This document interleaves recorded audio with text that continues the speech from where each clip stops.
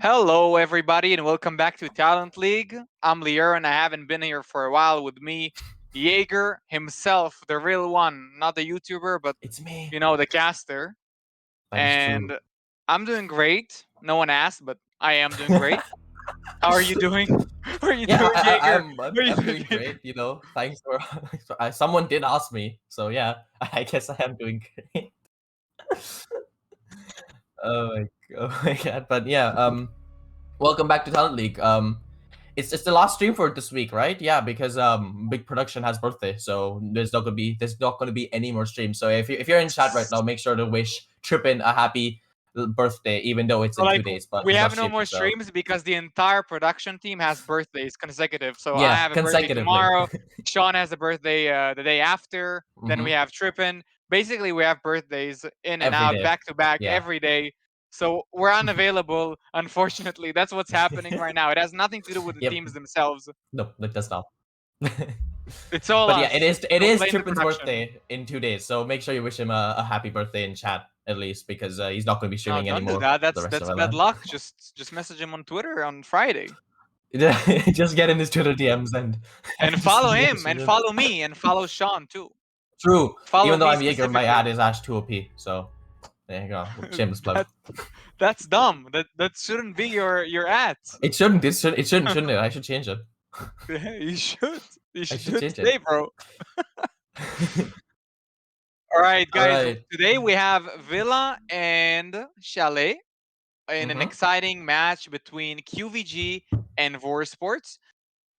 Two of the definitely the better side of the teams in the league, right? Mhm. They're at the they're closer to the top of the standings. Let's just have a look Yep. here. They're qvG is fourth and Vor is sixth, but Vor I feel like they're a bit better than six. Maybe I don't think it represents their level very well, but that's just what I think. But qvG is definitely their top three team, and Noetic and Karlstad are the two teams that are confirmed for playoffs. They're the only two teams that are confirmed for playoffs so far. So we know Mhm. they're gonna end up in playoffs. They're gonna play there anyway, and of course we expected that from a team like Noetic, Karlstad as Mhm. well. Congrats for both of them. And that's it. Hopefully, we're gonna have an exciting match today from Roar and QVG. I'm expecting a really close one. What about you, Mhm. Sean? Yeah, like I said, it's gonna be very fun, interesting, and yeah. I mean, like, looking at the standings again, just gonna make sure, like, you can see qvG on 12 and Ruhrsports on 8. There's four teams on 8 points, right? Ignite, Team Titans, Ruhr, and No Fear are all on 8 points, and Ruhrsports still have 3 more games to play. They've only played 6 so far from the standings so far, as you can see. So this is going to be this is an important game for both the teams, because qvG wants to secure their third place by winning this game, but Ruhr Esports also want to take the next step to achieve that third or fourth place. So there's a big stakes on the line. It's going to be a very close game. I'm expecting both teams to really have at it. There's a lot on the line here. But yeah, anything you want to add, Biro? Yeah, definitely. Just the only thing is that there's definitely a lot of stake, like you said, and if Four manages to win here, they're gonna definitely probably Mm-hmm. secure their top Yep. four spot at least. Wait, do we have another play day until playoffs? I think yeah. There's Okay. there's 9 games in total. Yeah. Well, they will secure the top four spot and for this week at least, and that's definitely something that's gonna give them an advantage, Mm-hmm. especially since a lot of the other teams are on 8 points. So yeah, it's Yep. definitely an important match for them. For qvg maybe not as much as n- none of the teams can Yep. really catch up to them at the moment in one play day. But yeah, if qvg wins here, they're gonna get to playoffs, so Mm-hmm. it's pretty important for them too. Guaranteed. They want to win Guaranteed this. Yep. playoffs, yeah. So both teams are ready, and we're gonna start with Villa here. So let's start when we're ready here. Yeah, I think we're ready here. Like, you can look walk into the game. We're playing Villa first.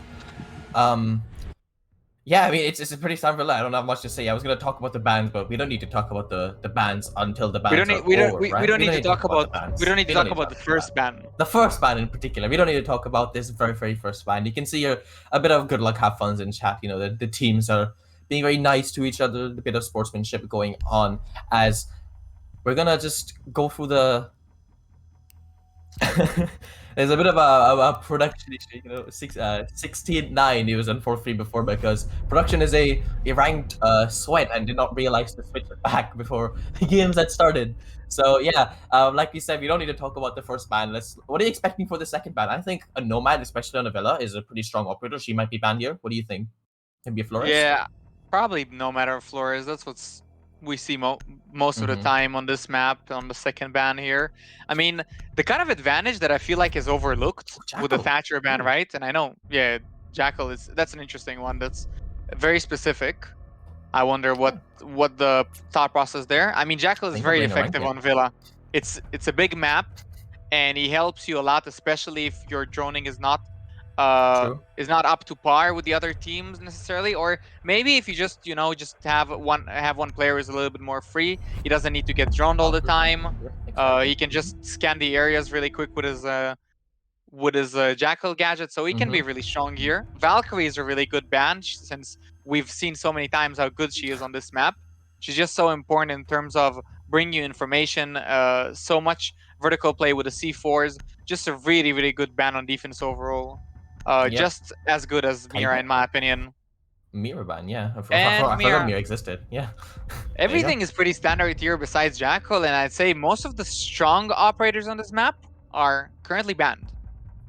Yeah, I mean, just to talk on the Jackal ban a bit, I mean, if you see a Jackal ban, you usually expect the team who banned Jackal to be holding a very aggressive roam in like maybe a rat corner so that people who are maybe misdroned it or not drawn it fully can't really take advantage of the situation because the Jackal, if without the Jackal in play, if like basically when there's a Jackal in play, it becomes increasingly hard for a roamer unless you're Cav, but no one plays Cav. It's just I say no one plays Cav, we never know, but in a standard procedure, or just usually you'll see a cav being played, which makes it. Oh, I keep hitting my mic. I'm so sorry, but yeah, in a standard game, it's usually really hard for defenders to be playing in certain spots because of the jackal. It really limits your like roaming capabilities because if you get jackal tracked, that means you're trapped in a certain room. So you're always forced to play in positions where it's easier to fall back or play and hold in positions with your teammates. Yeah, definitely. If you're banning out the Jackal, then you probably A, know something about the enemy team, maybe some information Mm-hmm. until it's possibly a counter ban. And B, in my opinion, you're definitely going to be pushing those deeper roams, or at least that's what you should be going for, Yep. since you're really going to have the advantage there. It's going to be way harder to drone out a really deep Mm-hmm. roam on a map like Villa, where there's so many rooms, so many places to drone out, and Yes. there are a lot of routes, and it just takes a really long time. And most teams, they just cannot be bothered with that, not because they're lazy or anything like that, just because you don't have enough time in the round Mm-hmm. to drone out the entire map, including the basement, and then execute on the side properly. So Jackal is definitely could be a really strong ban depending on who you're playing against. And I feel like another thing that is really often overlooked with the bans is that when you're going defense or in general, when you feel like you're forced to ban out the Thatcher, that means that you have one less ban. Because the Thatcher Mm-hmm. is probably 99% of the time, especially at this level, is gonna get banned out anyway. Yep. And when you're allowing yourself not to ban the Thatcher, you're, kind of leaving that small chance of him being open and in play. You're just allowing yourself a different ban because he's probably gonna be banned anyway by the other team if you're not gonna ban him. So I feel like that's something that also is in your advantage, and why some teams maybe want to try and go for a more flexible approach and try to avoid the Thatcher ban. But enough about that. Looks like we're gonna have our first blood here for the round, as Fox is gonna go down, the Wama is gonna go down to Sir Googie with the Yana. A quick trade there from Julo onto F2, and that's Nomad going down. So 2 minutes on the clock here and a 4v4 situation. Yeah, like you said, it seems that Team of qvG are going to take a pretty vertical approach from here. They've taken control of art, they've taken control of living room. They're going to be opening up these angles above and trying to push out the defenders playing in those standard positions. But you can see here that Ruhrsports is not really giving them the freedom to do as they please. They're trying to contest them at these angles. You can see Jula there was on the hatch earlier, Fox as well, trying to contest them. And they're making it really hard for Team of qvG to play their vertical style.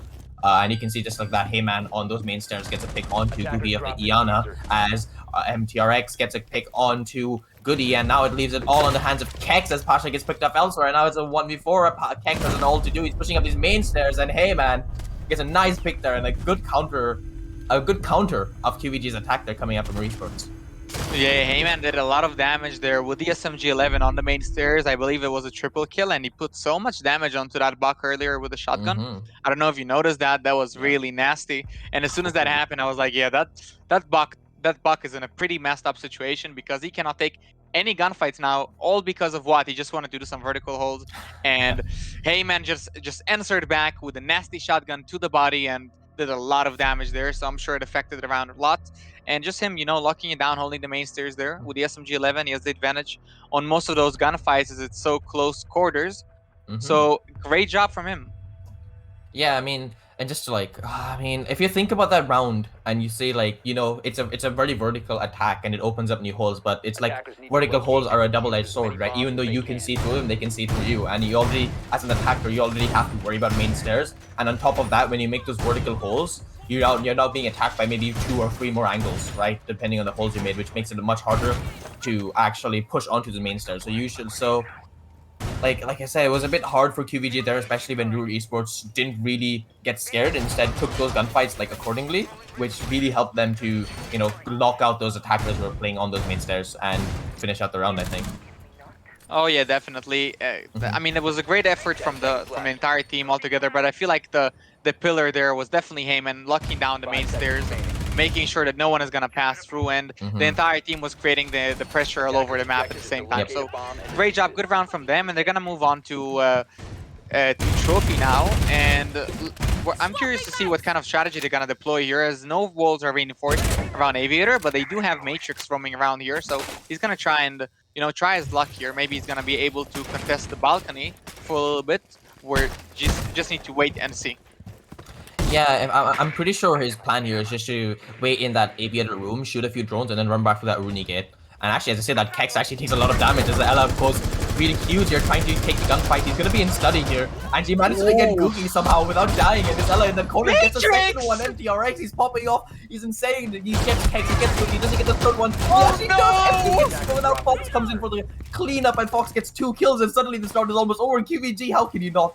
How what happened there, qvG? You were in such a good position there, and then Ella just pops through and gets 2 free kills, and then the Fox on the Aruni pushes up just to help, and you suddenly it's a 1v5 with 2 minutes left on the clock. Oh my god.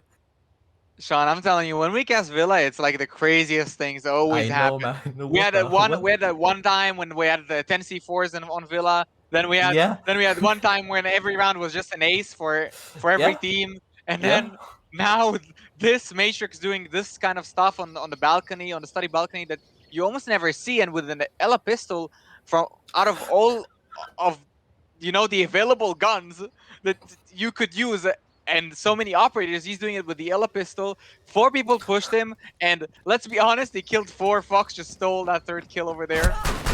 True. Oh my god. That 4th kill over there.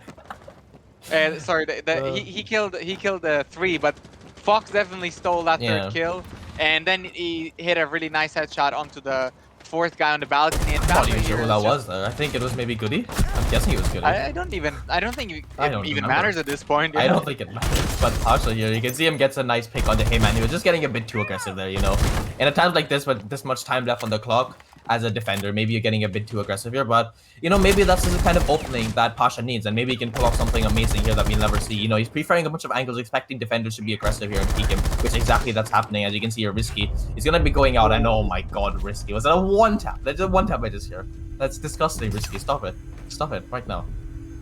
That's a great shot. Oh my god. That's a great shot from Risky. Stop it. This is talent league, man. Stop it. It's not ranked. What are you doing? Anyway, that was a great hold from the Ella there. I believe that Matrix. Oh no. Maybe I don't even know what I'm talking about, but I feel like I haven't seen Matrix on Vor. No, I think he's been playing it before. I just think that you're not used to him being the one that usually pops off. I think that's possible. Okay. Plus, I think maybe 1 or 2 games, so it's harder for me to remember all the games. But if I remember, maybe he's not one who's particularly fond of popping up. But he's not usually one that I see popping up. But maybe I'm wrong about that because I have the memory of a goldfish, as you know. Maybe so maybe it's Julo. Maybe it is Julo. But yeah, I mean, Matrix. If you're looking at this, sorry, man. I'm no offense, dude. You're an amazing player. I just don't know. But yeah. I mean, how do you even continue after that round? Like, what do you even talk about?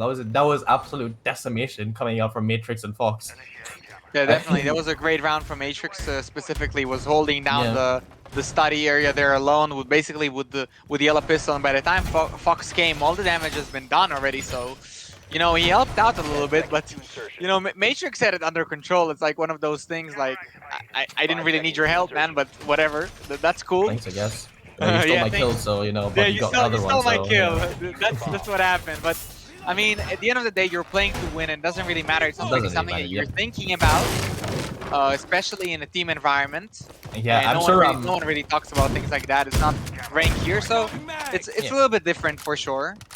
But yeah, great job to Matrix, and I'm just curious to see if he's gonna be able to replicate it with an operator like Castle, for example. You know? I mean, you can see him getting aggressive here on this angle, but no, Ooh. unfortunately, F2 wins that gunfight here. I think Matrix is a bit too... I think that the confidence he got from that last round is a bit too much, because that's not really a gunfight you want to take, especially with a gun like the UMP. If you don't manage to land that first shot headshot, which I don't think you managed to land any shots on F2, you're probably not I going don't to know win if that he even gunfight shot, man. slow. No, I don't think so, but yeah, I mean, F2 just gives it a pick, I would say, there on Matrix there.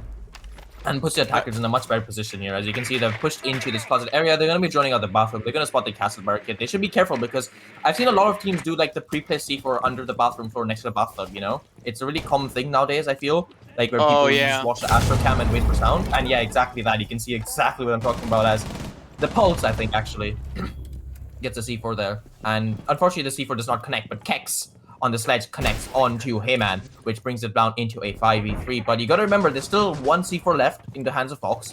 Julo is gonna be trying to give that information, but you gotta be careful because the IQ is in play as well. And you can see here that Risky on the Jaeger, he's gonna be going for this flank. He's playing in the Skull. He's playing on Skull right now on the right side by that archway, and he's gonna get maybe a 1 free pick, 2 free picks. He's definitely gonna be one who's gonna change how this round is gonna be molded. If he manages to get a few picks here, he can definitely change how this round is gonna go. And you can see here, he's slowly crouching up, but the drone of F2 spots him out, and now he's gonna have to retreat because qvG are gonna be aware of that he was roaming there. But it seems that he smartly rotated down, and it's a minute left on the clock in the 5v3. It's not looking good for Ruhrsports. Yeah, Risky had to make a decision there, and he decided to not chase that flank. And I mean, his team is in a 3v5 right now, and maybe you're thinking about the pressure that he created, but Fox is gonna go down immediately now. So a double for F2, that's a double for the Nomad, and 5v1 now. As I say that, Sergugi is gonna get another kill. Gonna leave Julo in a 1v5 situation there, and all the attackers all around him. So he's in a really rough spot. Caught him with a pull scanner out and everything. Just not something that you're really expecting him to win at any level, honestly. And yeah, it was just a really, really good round from qvG. A really good attack overall. Really good opening frag. And what the key there was that basically they had the entire top control for free after that opening kill. And they created so much pressure from the top floor. And when you're creating that pressure from the top floor, just so hard to play on the side, no matter if you have C4s or not. And the problem with the strategy with the C4s is that you're really hoping that those C4s are gonna land, because if they're not landing, then that's basically your entire strat, out the window, and you have to win a lot of really hard gunfights.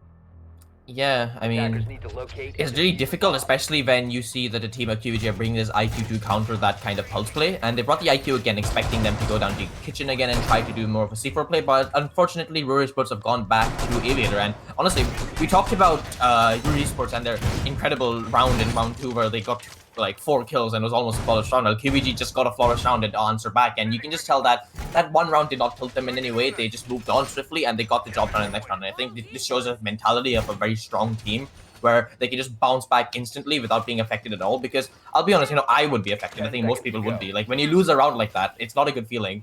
But you can see that qvG clearly has not let it get to their heads.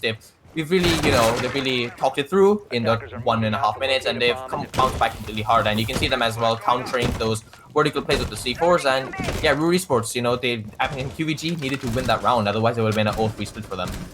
Yeah, definitely. And something that's really important and overlooked, I feel like, especially in the competitive side of the game, when something happens like that, when an Ela pops off like that, like what happened there on Study, there's really nothing to analyze too much, especially not in the middle of the game. And you should just move on immediately. I mean, you still have a game to play, you still have a game to win, and you're not really gonna come out with any solutions for anything like that. They're just a player individually popping up, and that's gonna happen from time to time. And hopefully, they're gonna have the same caliber of players on their own team to answer back with rounds like that when they're on defense or possibly even here on attack. So Matrix here is gonna get really close to the bathroom door, and he's getting really aggressive. He's looking for that headshot, and it looks like he won't be able to see the player who's right now currently in the bathroom itself. And he's definitely aware. He got the first drone there, or maybe even the second one at this point. Nade is gonna go out. It's not gonna connect to Risky. It's gonna connect onto Pasha. Serguki is gonna answer back. Matrix is gonna trade. Kex with a nade. 3v3 right now, as it's really getting heated up, and looks like the attackers are just gonna wait up for a little bit. They need to gather information at this point. They got the map control that they wanted, and now they need to keep on droning and make sure that the rest of the area that they want is clear.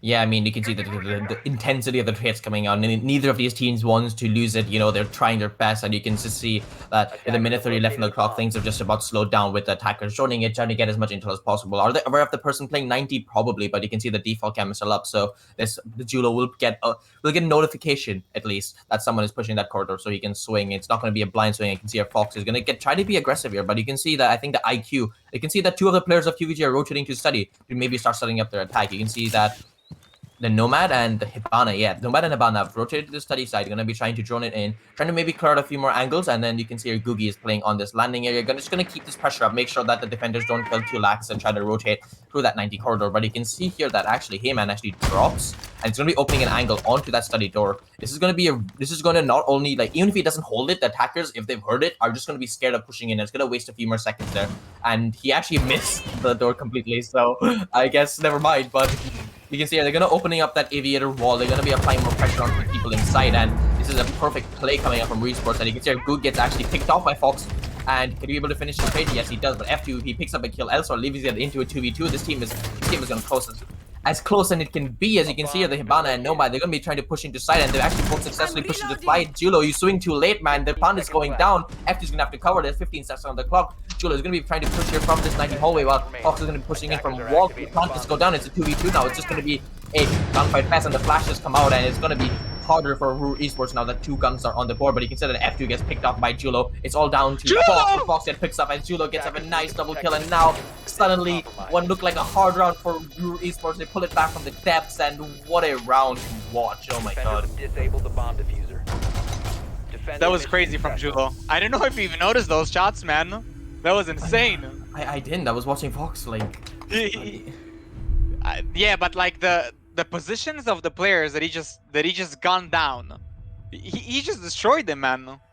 I mean, the MP5 has decent fire rate, but still landing headshots like that, really well played from him. And I mean, that's just great. Securing rounds like that is really important. That was one of those really important rounds for Vor to secure.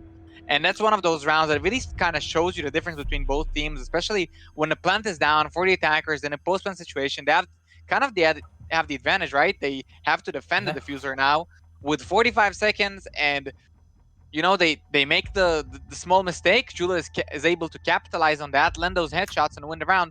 And that's just really, really important, especially in terms of momentum for these upcoming two rounds.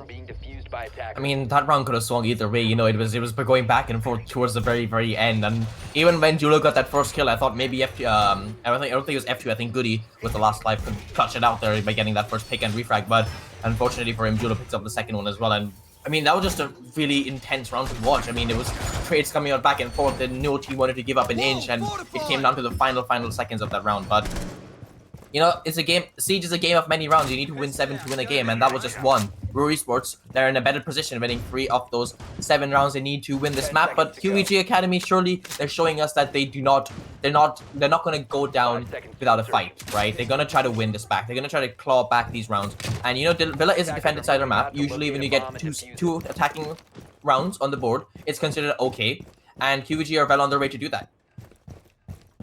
Yeah, definitely, especially because they're gonna be attacking Kitchen again, I believe, right? Oh no, they're gonna be going for Trophy this time. So Roar is gonna be defending Trophy, and I mean that was a site that qvG wasn't able to to show win off. out. If you remember, I mean, if you yeah, I if you mean, remember with the Ella, what happened we there. remember. So yeah. Yeah, so hopefully for them this time around, they figured it out. They're gonna do something a little bit different, or possibly, I mean, the Ella is not even in play, so the shot is a little bit different. I'm guessing they're not gonna contest on study the same way, but C4s are gonna contest the attackers for sure. With no information, it seems like just based off sound. Question True, mark? yeah, I think he's gonna be playing this angle. Like he's gonna try to quick peek this, and when he sees someone, he's gonna build the C4. I think that's placed right behind that aviator table there. So as soon as he like gets sight of someone, he's gonna blow it up. And I think it's That's true, actually, but I the don't think it's a question common is, C4, but will he be able to do it? That's the question. Yeah. yeah, that's true. But what about the first C4 that went off? I think that was just a blind C4, the one that Matrix threw, and that was another C4 that was shot by Kex, and that was a close one. But you gotta remember, there's Great one more C4, and yeah, I mean, you gotta be careful here as an attacker. If the C4 is placed where I think it is, that's gonna get 2 free kills there. But I'm not sure if Julo realizes this, and look at that, I can see that Julo gets a nice double C4. If F2 and Googie, what just you must? Oh my god. It's Julo, you know, he wasn't having the best 2 rounds, but ever since that 1v2 or 2e2 where he got those 2 kills in the postman last round, he's really showing up here, and he gets a nice double C4 kill as well. I mean, that's just the kind of C4 that we were talking about, and that's exactly what happened. And now in the 3v5, you know, it's increasingly harder for qvG to push into the side, especially considering that they lost Nomad, which is a flank watch, as well as the Ash, who usually is someone who spearheads your kind of push, and it's going to leave it all into Kex and Pasha here to try to spearhead and push in. But you can see that they're not even trying to push Master Bedroom. They're all going to be trying to push into this landing and trophy entrance. Yeah, great game sense there from Julo to pop that C4, get a double for his team, and really put his team in a really comfortable situation. As Fox is gonna get another kill here onto Goody. Kex is gonna trade back. Pasha is gonna get a nade here. Heyman is gonna answer right back onto Kex. Pasha is gonna be alone here in a 1v2 situation. 30 seconds on the clock, and he's looking for that gunfight towards the bedroom floor. He doesn't have the diffuser, and he feels like he needs to pick it up. Nade's is gonna go out. It's gonna get cooked. He's gonna cancel it out though. 1v2 situation. He got the diffuser, but he knows that there's no possibility for him to plant. Oh, he actually didn't even pick it up. 50 seconds, so he's gonna go for those kills. He got the first one, a great headshot there, so a triple for him, and he needs to make it a 4K if he wants to win it out, but he won't be able to, as Julia is gonna land a headshot, another headshot to win another round. I mean, I thought this is gonna be a solid Ruhrsports round through and through, but you can see that qvG, not like I said, they're not willing to let up. You know, they're fighting until the bitter end, and that round was a 1v1 towards the end, which was a 2v5. I'm pretty sure a 2v5 down to a 1v1. So you can definitely see the fight is there, and they're definitely getting for that C4 didn't go off. I think this round could have definitely gone a different way, but unfortunately for them, they're down 1-4. Like if you've seen how close this game is, you wouldn't assume that this was a 1-4 kind of game, but so far it is, and I can definitely see qvG. They're definitely getting fired up here. They definitely want to win more rounds, and it's getting increasingly harder. You know, there's a 1-4. They can't let this slip to a 1-5, as a 1-5 split is much worse than a 4-2 split. I think anyone can tell you who's played anyone in general that a 1-5 feels so split, just because it's like the cushion of safety that you get from a 4-2 is so more. Yeah, definitely. I mean, the difference there is it's not that big. Like the rounds are really close between both of these teams, so it doesn't feel like a 4-1, right? But Vor is that team, and that's just how it happens sometimes in Siege. Vor is that team right now who's always able to close out the rounds, though, although they are close, and that's what matters at the end. Who's gonna be able to close out as many rounds as possible? Doesn't really matter how close they are in terms of your wins and losses, right? Because that's what you came here for. You came here to win.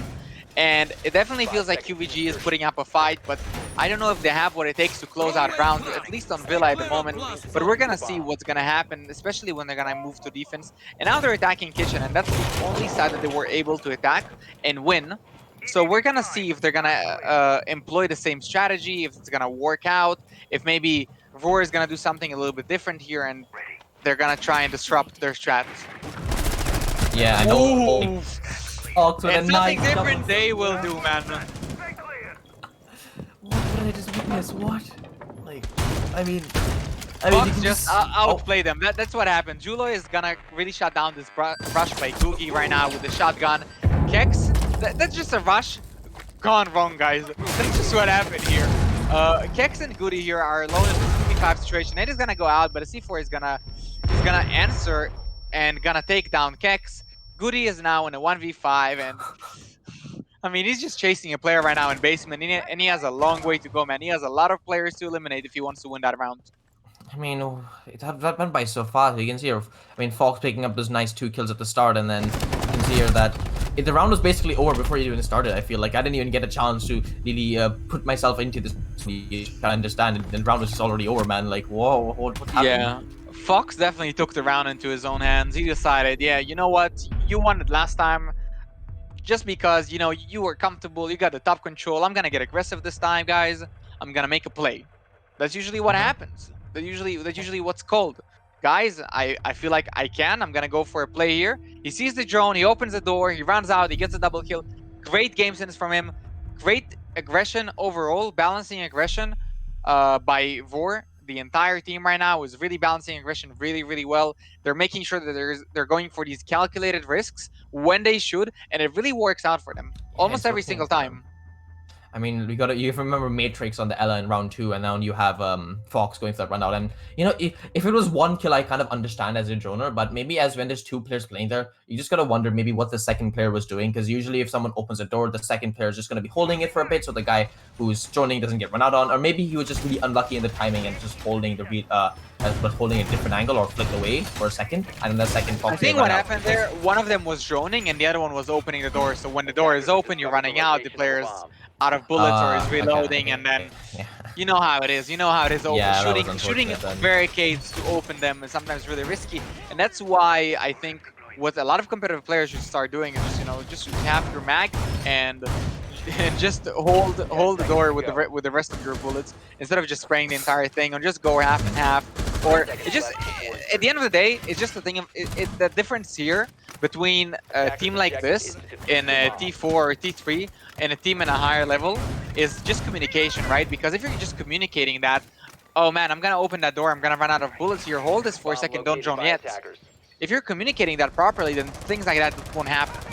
Yeah, there are these minor things, like you said, that really start making the difference in these higher tiers. But you can see here that, and you can just see how effective it was, actually. You can see your Fox getting that double kill there because of that. And like I said, it's just small things that you'll slowly pick up as you become a stronger team overall, and you start becoming better at communicating and becoming a better player. And these things just start to come naturally to you, where you you start like monologuing your life basically in the game. That's basically what happens, right? You start monologuing like, okay, I'm gonna do this. It takes time, man. Yeah. It's not something that It's not happens. that, We're not expecting him to, these teams are, of course, not as established as the other teams that I'm talking about, especially in the higher tiers, and not as experienced. So it takes time. The players are young. They have, their entire careers ahead of them, and I'm excited to see with talents like this, with a lot of talented League, players here. Yeah, it's Talent League, but there's a lot of talented players here in Talent League, and Matrix is gonna get the first kill here of the round while I'm talking. So much talent here in T4 and T3, and it's just really exciting to see what the future will bring. But enough about that. Fox is gonna get another kill here. Matrix is gonna go down by F2, and it looks like qvG is definitely putting up a fight here. 3v3 right now for them. Fox is gonna answer back though, and F2 is on really low HP. I want you to notice that, man. That's a smoke player, and he's gonna be in a really rough situation really, really soon. So it's all up to qvG at the moment. Yeah, and in a 2v3 situation, I thought this round was almost over, but you can see here F2 and Pasha getting those crucial picks and leading it into a 2v3, but this nade's gonna come out here, and I think that's F2 dead if he's a bit close, but F2 again, he survived with the silver HP, man. What is happening, man? Poor F2, he's just living his life on the edge. He's just a minefield, man. How is this man still alive? He survived 2 nades somehow. He took a bit of time from both nades, he survived, and you can see qvG gets a kill, and now it's a 2v2, and suddenly this round is much more doable. And you see the Yana drone comes out, and F2, he's on a sliver of HP, but he needs to use his utility fast. There's 50 seconds left. You can see him just popping his smoke canisters, just so that in case he does die, he gets utility, and he gets use out of them, as he's going to be holding a really tight angle here onto the study, but no, he switches around. He's going to be holding the angle into Games Room, but because you can see F2 makes it a 1v1 as Julo gets a trade. Now it's a Julo, but Julo gets a second pick. Oh my. And Julo with the headshots today, he's just landing straight shots. Look at this. Look at this. This guy's nasty right now. He's just holding the correct angles. He's holding them at the right time. He's shooting when he needs to. His reaction time is on point. I hope that gamer fuel was on point today for you, Julo. I mean, you couldn't even tell that I blanked there for a second while I was trying to figure out what was happening, because it was just like I was just so like flabbergasted, I guess, because I'm like, how is F2 alive after 3 nades? How did he get the pick? Is he really gonna clutch up this round? in my mind, and that all those things running in my head. Like I just blanked for a second. I couldn't even catch. Like four nades there went up. Four nades went up Yeah, from he below. survived all of them. I mean, not all of them targeted him, but man, they survived 4 nades. 3 of them targeted him.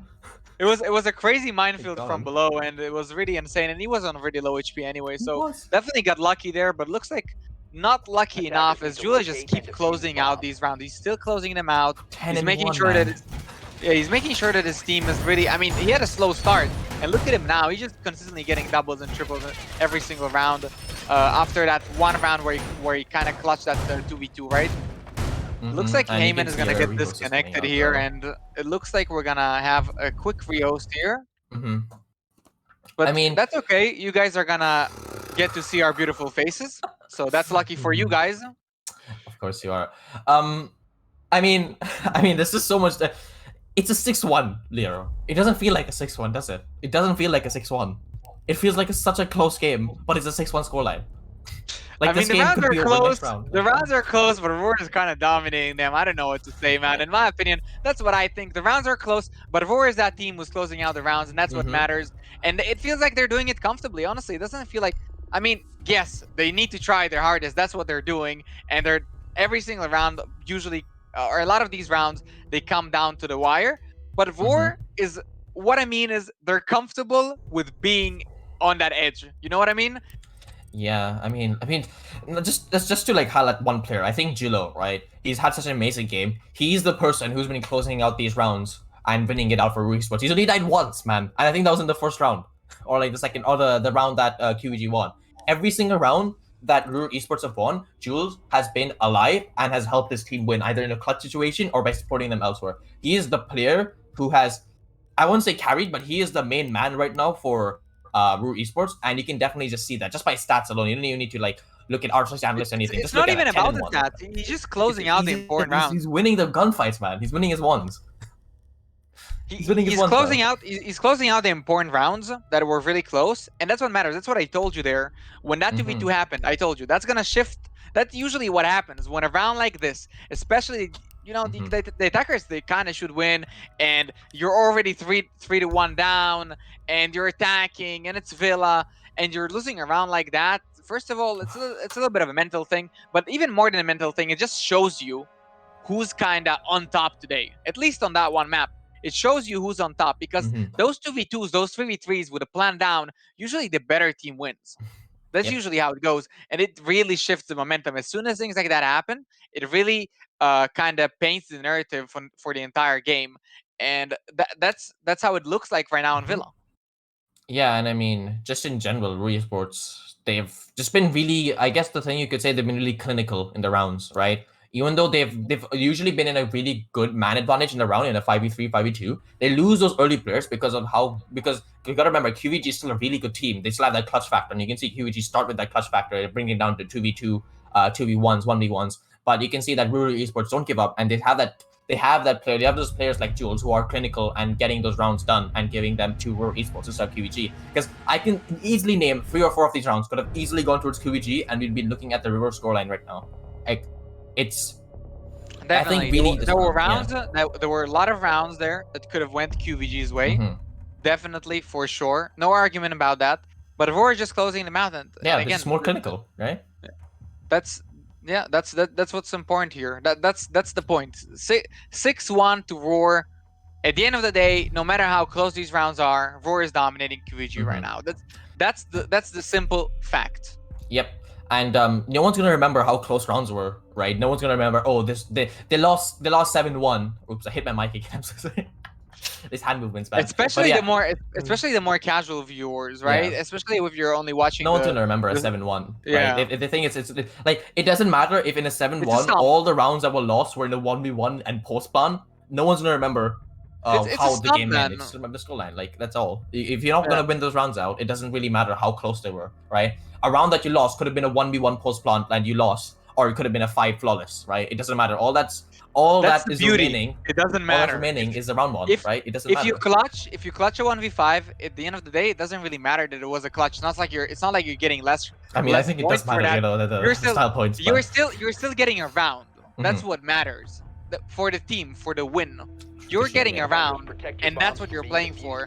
You're not looking to play for the stats. You're not looking to play for the KD. You're not looking to bet the stats. It doesn't really matter what your exit frag are, your exit frags, and all of that stuff. You know, all those frags that players like to go for sometimes when they're not really trying to clash, but they're just baiting out for kills, and they're just getting 1 or 2 kills, and they're just not going forward, and they kind of gave up because it's a 1v5, 1v4, whatever it is.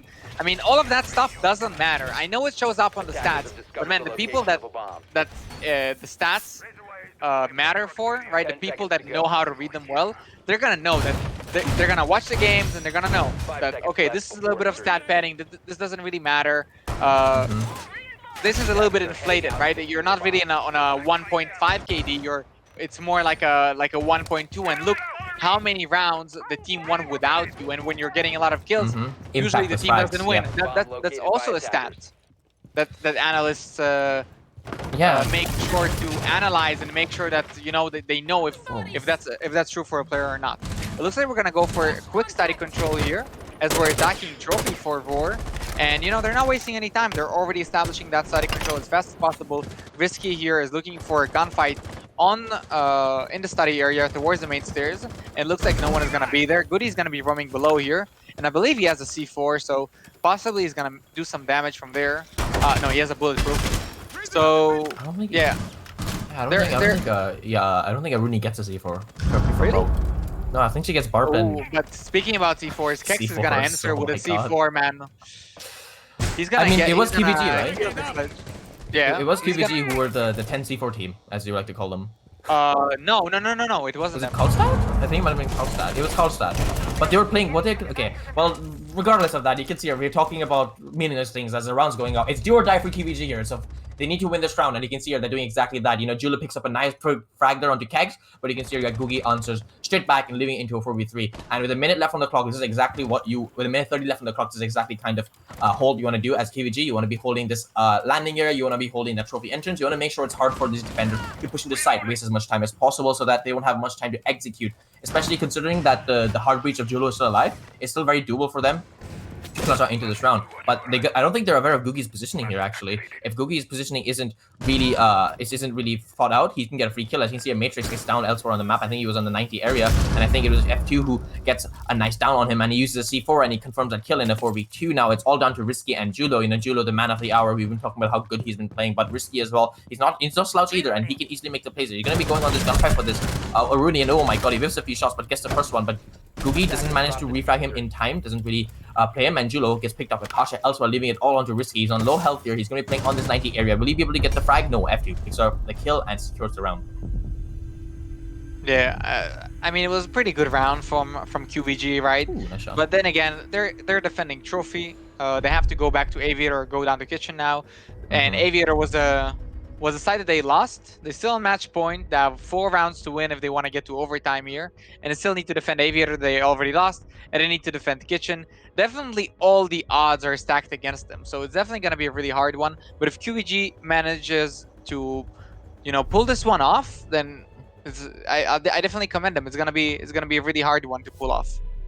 Yeah, and I mean, I wouldn't count them out just yet. Like we said, it's a very close game so far, and we know how Villa is shifted towards defenders, especially here. You can see the 5-1 split. So I'd be surprised if this map also went down to 6-6 overtime and it just went down to the wire. But like I said, Siege, anything can happen. Maybe Julo's gonna get an ace, maybe Risky's gonna get an ace in one round and completely shut down the qvG's hopes and dreams of making a comeback to this map. We don't know, and they're gonna find out right now in this round if qvG managed to come back.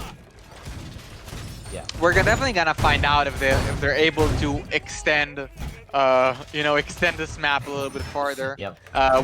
They have 4 rounds to win here, and it's pretty unlikely, right?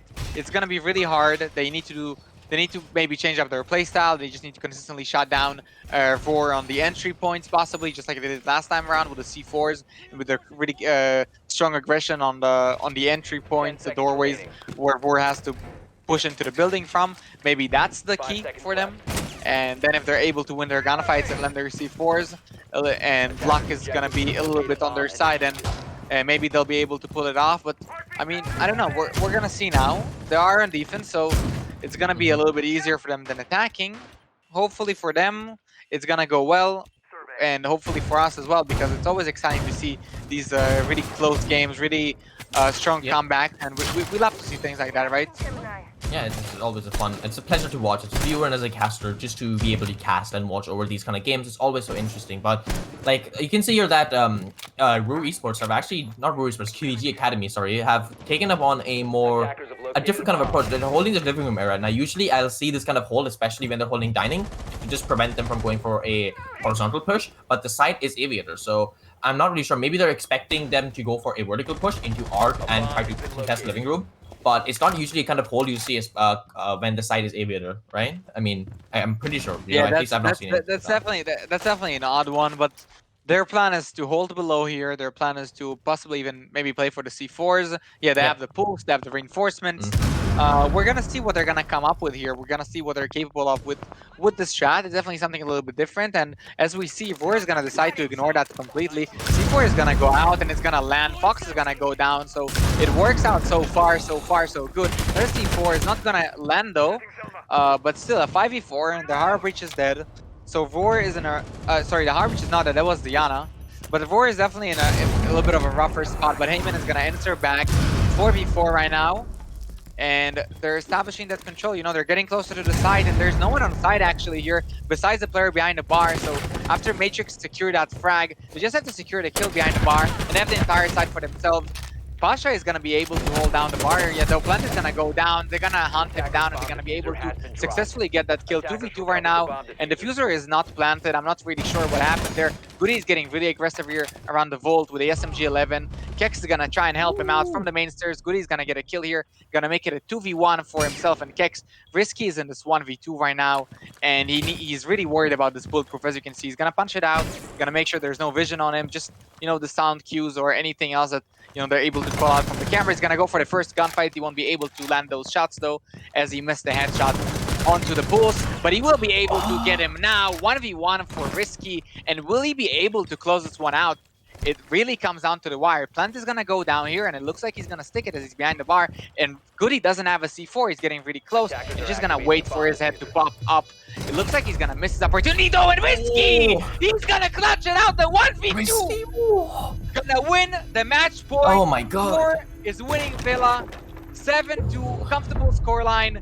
All because the individual players are showing up every single time. I mean, I just want to highlight as well, you know, in that clutch, you know, you got to question why Goody, the Pulse, wasn't really playing with his teammate of the Mute. You know, why he wasn't playing for a refrag play. Maybe if you wait for them to plant so they can push together. Instead, you're just playing for those one-on-one gunfights. And in a position like that, you really don't want to play on those, like, in those one-on-one gunfights. And especially considering the way he died, he was vaulting on top of that desk or that drawer there that was in the hallway, and Risky peeked him at that exact moment, and suddenly the Pulse, you know, when you're vaulting, you can't really shoot people, you know, you're in an animation. So by the time you finish the animation, transfer ADS, it's too late. You know, Risky gets a frag, and Goody as well. You know, he's left in a 1v1 against probably one of you know exactly who the attacker is, but the attacker can play anywhere on that bar. It's a 1v1, and it is going to be a harder gunfight to take with SMG-11 because it is a bit of a more longer range gunfight. You're gonna have to hit the head, and Risky on the Ash with usually a better gun in that situation will probably clutch it out, considering they had the it on confidence, the speed, man. You're on the Ash, you're the R4C, you get to pre-fire everything you want, and that's what he did, man. He just popped out and he got that kill, he secured that frag. Great job from him. That's how you should be playing the Ash. That's what I want to see when I see a player on the Ash. That's exactly what I want to see. A 1v2 like that was really spicy and something that I love to watch. Man. But with all that being said, we're going to take a 5-minute break here, and we're going to head right into Chalet, the next map. And that's it, guys. Stay with us. Wait 5 minutes. Take that break. Back. Make sure you stay hydrated, like Sean likes to say. True. And yeah, and don't leave us here. Yeah, don't leave us here. I'm not doing this for no one, guys. Come on, join back the stream and watch LA. It's an interesting map.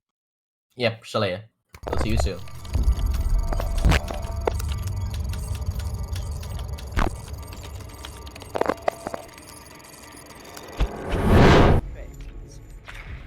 Fix implies it will guaranteed work. Oh, well, hold on. He has an ADS as well? Oh, come on, that's bullshit, but Explode's gonna find Salvo, Potato finds Rodico. A man with the shotgun, I don't know what's wrong with that. We're gonna jump for that kill and we're gonna snack it, knife him, shoot him. Nope, nice. Obviously, there were my gadgets. I'm gonna call them. Cryptic gets a kill as I speak. the ADS has been coming and play, the Monty playing aggressive. Cryptic gets another onto D7, that's the Monty gone. Monty and Ace, both very fatal. Amazing players for Ruhrsports. Dice gets another kill in 5v2 situation. Cryptic gets a third, but last one repel Cryptic. But I think it's such a rough operate, like his shield just feels like paper mache at times, and well, that rotation hole means that Blavenski will look one way, get a tick from a smoke canister will kill him. One bullet from anyone in play will kill him, and Sharky able to find both Batata as Salvo will shut down Explode means it is down to Wowen, and they know roughly where he is. It seems like Sharky's on the prowl, and there we go. When there's blood in the water, the Sharks know where it is. They say I'm the better one, and well, both are right. As they just read right now, MP9 is gonna find Boyster. He's lurking on top of the army stairs, and it looks like no one is aware of that. Maybe not even Valkyrie herself, and she is aware though. She's gonna get a double for troubles. A triple kill. Beautiful shot onto Cryptic there through the wall, and the attack is just gonna push down the tower stairs. Mitchell is gonna get another 1 seconds. Mitchell is gonna get Steezy is gonna get a frag here onto Syrup, I'm pretty sure, and Mitchell is gonna be alone in this 1v2. He's gonna be able to secure it though. 1v2, he's gonna make it work. A great double kill from him. Amazing shots. Look at this. Beautiful headshots and a follow-up right there. Wow, I can't believe he was able to clutch this one out, man.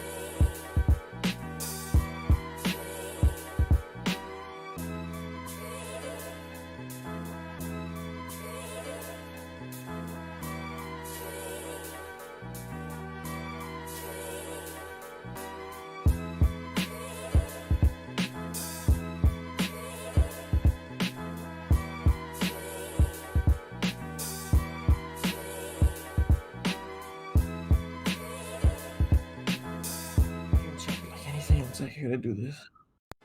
Hmm?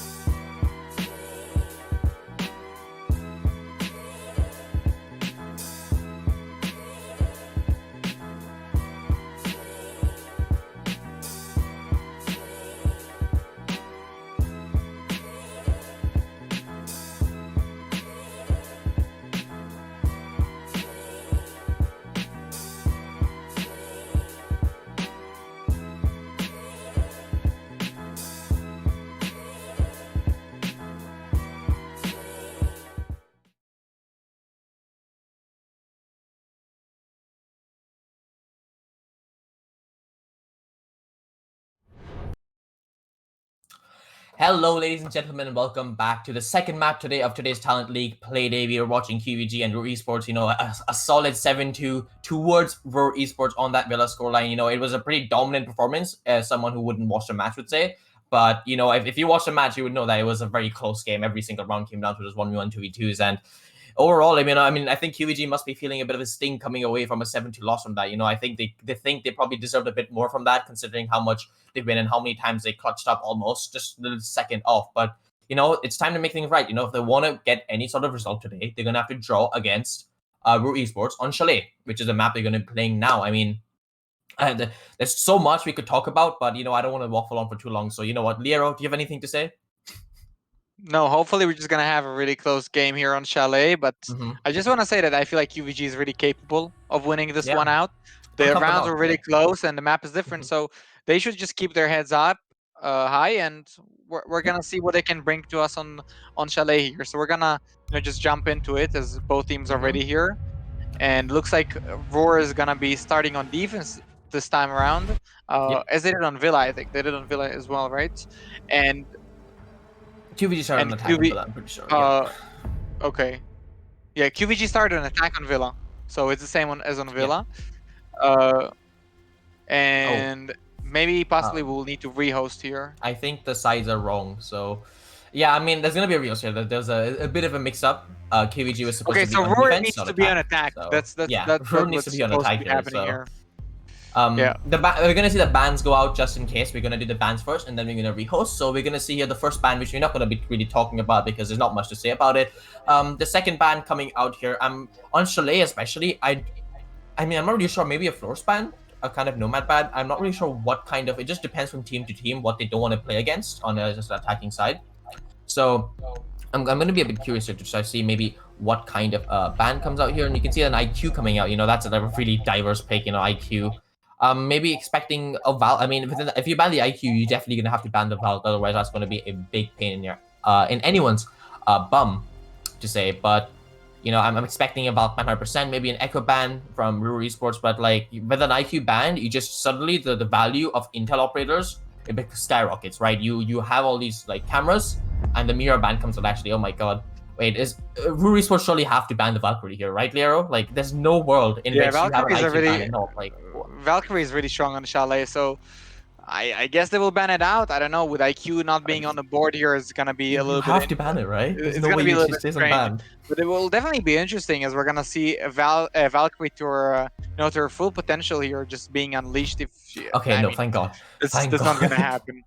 I don't know why you're happy, man. I was curious what's gonna happen. It's gonna be a Slaughter Fest will defend. I would say a Chalet is usually a very attacker-sided map, as a rehost is gonna come out here, right? But yeah, as a rehost is coming out, I would say Chalet is an attacker-sided map, but with an IQ ban and Valkyrie in play, I really think that map would be a really defender-sided map, just because of how large the map is and how much intel the Valkyrie cams could give you, and the fact that without an IQ, you're basically blind to know if the cameras exist or not. You just have to play every gunfight like the enemy has yellow pings on you constantly, which is really scary. And I sound relieved, but I found relief for the side of the attackers because if I was an attacker, I don't think I ever want to go against a Valkyrie. For me, it's curious. I'm curious to see who's potentially gonna be the better team who utilize the Valkyrie better, because we can speak about how strong Valkyrie is as much as we want, but not every team is able to capitalize on that, right?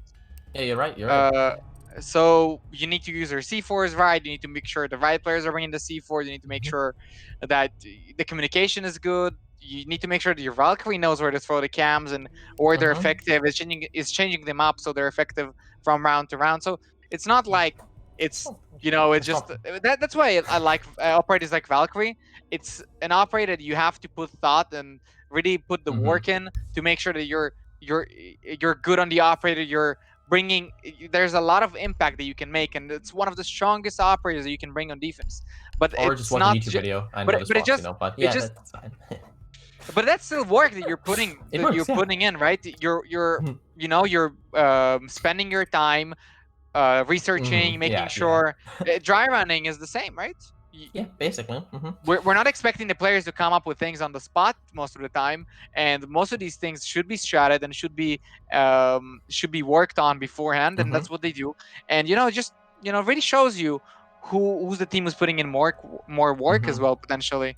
So that for me, it's an interesting topic, and I would have loved to see a Valkyrie on Chalet with an IQ being banned. I just think it's just an interesting.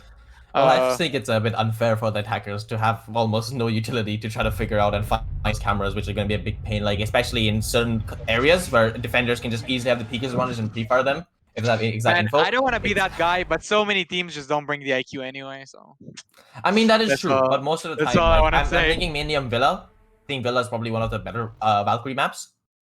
And usually she gets banned out quite a bit. But yeah, some teams just opt not to bring it and not to counter it, and they just ignore it basically, right? And you could see exactly the same thing that happens here. But I'm just speaking like in terms of if you get absolute 100% value from that Valkyrie, in which case it's deadly. But yeah, I'm surprised a cap can play actually. As we get back into the game here, the round is going to start. The first round 6-play pace is coming out, and you can see a cap can being picked as well as a Zofia. You know, two ops that no, I mean, not to say anything with Zofia, but the recall changes, she's really just fallen out of favor for the Ashe and the Iana combo. But you can see here that the Zofia was being brought, but it has been 6-pick onto the Kali, while the Capcan has been 6-pick onto the Frost, you know? Capcan, I mean, I don't really... What's your opinion on Capcan, Leo? I don't think I've ever asked you this. What do you think of Capcan?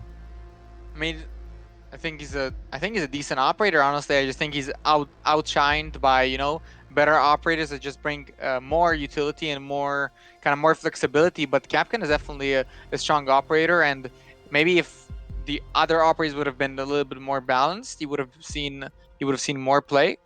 I mean, the gadget is strong. You can't really knock it, right? It really slows down the attackers. They have to slow down. If they know there's a Capcan, they have to check every single doorway. They need to really watch out with their drones, communicate a little better, and that's gonna slow them down, you know. And it's gonna always give you that heads up and that advantage when you're taking gunfights. So that's one thing. And the second thing, if they don't do that, then you know you're taking 50 damage from them away from their health, and that's a lot of damage, man. That basically means that 2 bullets with most guns to the body and they're done. Yeah, I mean, I'm honestly really glad to hear that you don't, because there's many people who just see Capcan in a competitive sense and be like, oh, he's trash, he's horrible. But when you think about it, right, a good, like, if you manage to waste enough time, this is my hot take, I don't know if this is, it's probably like completely wrong, right? But if you manage to like, especially in those like dying seconds around, if as a defending team, if you manage to like waste a lot of time, more effective, leaving to 20 seconds, rushes the attacker, they don't check the doorways, they take that 50 damage, and also that it hits the mental, right? When you hit by Capcan trap, you're like, oh.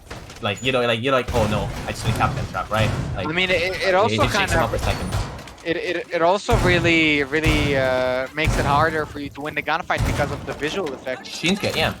So yeah, I mean, I'm just glad to hear that you're not a Capcan hitter like that. He's definitely viable, but there's just like a lot of operators just bring a little bit more. Better than him, right? And what he does, but he's not bad. But he's not good enough. Definitely not. Yeah.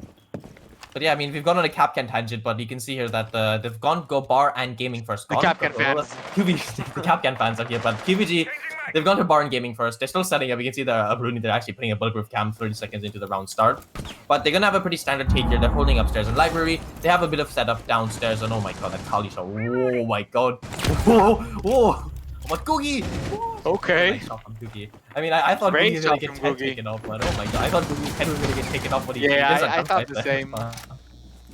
I mean, Googie, proving us wrong, gets a nice shot onto Risky. What is that? That is absolutely disgusting. Googie, we're talking about how good he was, but he gets traded off by Risky, and but F2 trades back onto Matrix with a nice C4 from below and brings it back into a 4v3 with the defenders having a slight advantage here. And the attackers only don't have that much map control. They're taking control of the piano area, but they still have to clear out this top mezzanine, and they have to clear out library if they want to get any kind of presence in this round. And that's going to be really hard considering how much utility is there. And don't even forget top library stairs. You know, blue is like a really hard spot, and you can see our Fox is to pick on utility, but you can see the Jaeger swings and gets one, I think, before getting traded off by Risky. Now he's leaving it in the 2v2, and suddenly this round is looking much better for the attacking side. You know, it's much more doable. A minute 30 left on the clock. Pasha and F2. F2 C4 has been used. Pasha is going to be playing here behind his B-bomb, trying to see if he can get a few picks. The Iana drone still in play as well, so they can definitely get more intel. They're still scared that someone might be playing above here, as you can see. They're just going to take it a bit slow. The drone's coming out. They shot one drone. They know one person is by that bar door. but they're gonna no one's gonna be in a position to take advantage of it. It's gonna be the round is slowed down quite a bit. It's all gonna come down to the final few seconds, I feel like. But you can see our Pasha is gonna be playing on the stage. Will he take that gunfight against Mr. Fox? But no, Fox wins it out. Suddenly it's all down to F2. You know, he got a nice C4 kill at the start of the round. If he wants to win this round, he's gonna have to get a nice 3k. But will he be able to do it here? He's gonna swing onto this bar. Does he see one person? He does, but he doesn't manage to land any shots. He's gonna be behind this bar. He's gonna have to win these shots here, but he's missing. He's expecting someone to drop the hatch. He does. He does get that pick. It's all onto Fox. He's playing. He knows exactly where F2 is, but F2 knows exactly where Fox is. This is gonna be a gunfight to remember, but you can see here that F2 actually goes around. I don't think Fox is aware of this, but Fox actually pushes into side here, and F2 he's left out of it now. F2 is left side. There's 20 seconds left on the clock. I mean, Fox is gonna try to pick the plant maybe, but you can see here F2 is really crouching up here. Will he win the gunfight? No, a bit of missed shots from both sides. F2 and Fox on the slippery speed. F2 wins that gunfight with a shotgun shell. What? What? I mean, what just happened from what? I mean, what? I mean, I generally thought that when F2 missed those shots, I thought, oh, F2 missed those shots, Fox gonna win the gunfight. But Fox misses the shots. I mean, I can understand that F2 with the SMG-11, you miss a few shots because and then he swapped to the shotgun and gets a free kick. And then the Iana on the Fox, the G36 misses shots on G36, which is not the best. And then he's on the Gon 6 and the Gon 6. If he got the kill, the Gon 6, that would have been legendary, man. That would have been legendary if he got the kill. I don't know if he had a maybe he just thought he had a pistol, like, you know, you just kind of forget sometimes. Yeah. I mean, I'm know. assuming that's so, right? Like, I think that's what happens, but he just I mean, like, it's I think definitely it's possible that he didn't have the utility with the Gon 6 anymore. Maybe even true. Maybe he just didn't have any bullets left, and then he just like, can't even shoot back, man. I mean, I'm just definitely gonna have to watch that one back. Like, how did Fox miss those shots and not have enough ammo? Did he just like not predict the position correctly? Like, what happened there? I mean, it just happens sometimes, you know. You just don't expect the player to come at you at that specific moment or that as fast or anything like that. And we're playing online as well at the end of the day, so things like that. Yeah, they you just remember happen. that. Well. Yeah. So, I mean, Fox did his best there. He has 2 kills here, and Risky has 2, and you know they tried their best here. But yeah, F2 just kind of he managed to close it out somehow. You did a great job there, and I don't know if you remember, but I'm pretty sure that F2 had a triple kill on the very first round of Villa as well. Did he? I'm wait. Let me. My goldfish brain is gonna have to think about this one. Okay. Oh no! Don't remember. No, that was Heyman. That was Heyman. It was just the smoke player. It was the smoke player on the other team. Yeah, I don't remember, man. I'll be honest. It was Heyman on the smoke. I'll take your word on that. On Vor. Vor was on defense first, and Heyman played a smoke, and something really similar happened in terms of him holding down the main stairs and really kind of winning out the round on his own. Oh yeah, I remember that round now. Yeah, that happened. Now we're gonna be attacking Garage, and the Garage on Chalet is one of those sites that, you know, some teams don't even go to, just because you know, there's just so many ways to pressure it, especially from above. But looks like Kick's gonna actually pressure from above here, as he's holding angles here towards the garage door, and it looks like the defenders are holding Trophy, which you know, it's something that's definitely interesting, because then you get to really control those hatches around the top of the garage and all of that areas, and it's gonna definitely make it way harder for the attack to push down towards garage doorway and to breach the walls. Definitely, and you can just see there that they don't actually have that much setup upstairs. They just have those walls and rotates, which just tells me that, you know, if it's kind of like a half wall where if they don't expect anyone to push there, they'll just fall back there because there's not much utility. There's one castle barricade, but that's about it. Maybe one ADS as well. Actually, there's no ADS because there's no Jaeger in play, but maybe there's a Melusi in play. But as I was waffling, you can see that Fox gets the first pick onto Cookie, and F2 just managed to trade back onto Matrix. He's having a really good game right now, you know, and he's really putting his team on his back, and he doesn't manage to get the second kill onto Fox. He's gonna swing wide, and he does get the kill onto Fox, and Fox actually drops a nade there, but he also, that nade indicator is probably not going to be there, so they have to be careful because he was crouched, of course. But you can see here that it's been a even though that the attackers have gotten that trench wall open, they haven't really managed to do anything past that. They've lost 2 players on that trench wall rotate here, and it's going to be all down to Heyman.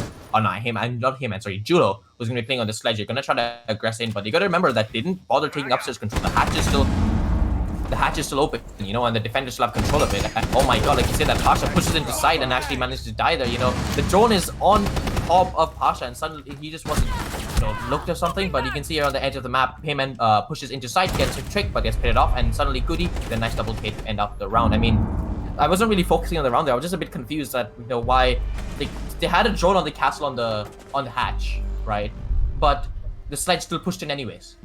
Like, was it? I think Yeah, there's some communication he there. Like, looked he looked a little bit unaware. I don't know. Maybe he actually tried to take the gunfight, but no, I don't think you had when you're taking the gunfight there from below, you're exposing your legs first. Yeah, I'm not So really sure. Like, you're in a that should have been a disadvantage. very free kill. Honestly, I think that would have been a really free kill for the sledge because this the castle was clearly focused on the drone, not expecting anyone to jump in because he assumed that he'd been drone. But the castle, not the castle, the sledge jumped in and got a free That's pick. possible. So Probably communication at that point. I mean, but I I would don't say know. communication, right? It- Like he it said on the hatch, maybe something like that. Just the sledge was a bit unaware, maybe not paying attention, maybe a bit too focused on the game. But regardless of that, that just really messed me up a little bit because I was really what was happening for the rest of the round. It was a great hold. It was a great hold from the defense, holding down trophy area. They're holding down those hatches, and it's funny because I was just talking about what the weaknesses usually in terms of holding garage as a defender, and as I was saying that, qvG kind of turned what I said around, and they kind of made the vertical holds that I was talking about and all the vertical pressure to work for them, right? So those hatches and all that, and that's something that's really really nice to see. That they figured something like that out and that it works out for them. And if they're able to, if it's true and they really figured out Chalet to that extent, it's possible they're just gonna, they're gonna end up on top here if Roar is not gonna be able to find the answers. I mean, Because definitely it looks like qvG likes this map. Yeah, I mean, also you just gotta have to keep in mind that usually I would say that, I mean, I think anyone who has played this map in a more competitive sense will say that Garage is definitely the weakest side in this map, right? No team likes to go in. I don't know What it if feels it is, like, right? but it's just I mean, that's how it statistics feels wise, like. I'm not sure, but most teams prefer not to go there. Yeah. For the simple reason that it's harder to defend because of vertical angles, and you can just see that qvG with a nice hold and like just showing people here as well an interesting way to try to hold that trench side, because it's not really that snowmobile area that's harder to hold because you have the smoke grenades, you have many different types of utility denial, and you can maybe deny the default punt behind that trash can, but it's usually the trench area that is more difficult as a defender to try to hold once they get that trench wall open. And maybe we'll start seeing more people try to hold, use that kind of hold. But then again, we didn't really see Ruhrsports trying to get that trophy control, and maybe that's why that hold prospered, right? In a different round, maybe if they lost that trophy control, suddenly that round is looking much different. But that's just there's a lot of speculation. It's a siege. You can be like, oh, but this thing, oh, but that thing. But in the end of the day, what happened was that qvG did win that round, and you can see here that Kex puts down a second beat jumper there. I'm not really sure why exactly he did that. Maybe trying to deny some drones, but you can see both those beat jumpers get destroyed by the Ash charge as, oh my god, as Kex swings that, and I expected M to just shoot, but I guess he just wasn't expecting someone to be there. He was a bit slow on that trigger there, as you can see that.